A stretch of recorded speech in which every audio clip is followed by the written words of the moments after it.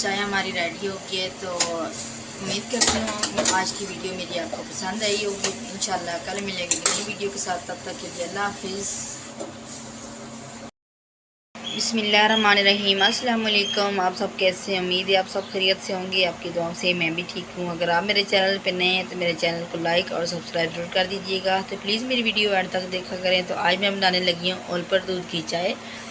तो 4 कप मैंने पानी ले लिया है, तो अब मैं इसको चूल्हे के ऊपर चढ़ाने लगी हूँ। साथ ही मैंने 3 सब्ज़ इलायची ले ली है, तो ये मैं डालने लगी हूँ। और उसके बाद 2 चम्मच पत्ती के डालूँगी, ठीक है।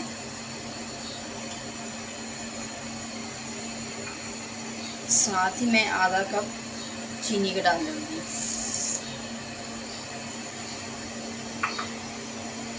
इस कावे को मैं अच्छी तरह पका लूँगी।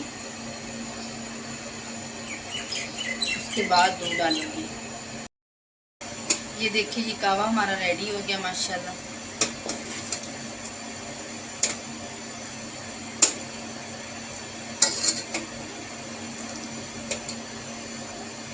जब कावे के अंदर आप चीनी डालते हैं तो चास बन जाती है। चास का मतलब ये होता है कि उसका जायका बहुत अच्छा आता है चाय का ना, और कड़क चाय बनती है।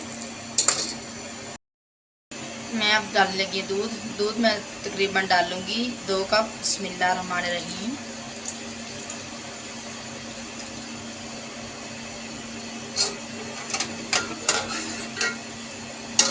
साइडों से पत्ती हटा लेना, जल जाती है ऐसे।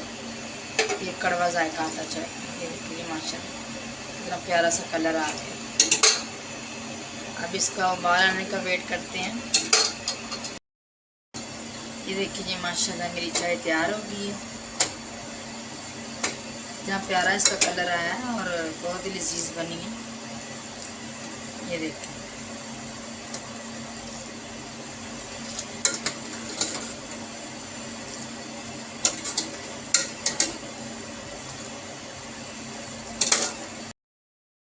चाय हमारी रेडी हो गई है। तो उम्मीद करती हूँ आज की वीडियो मेरी आपको पसंद आई होगी। इंशाल्लाह कल मिलेंगे नई वीडियो के साथ, तब तक के लिए अल्लाह हाफिज़।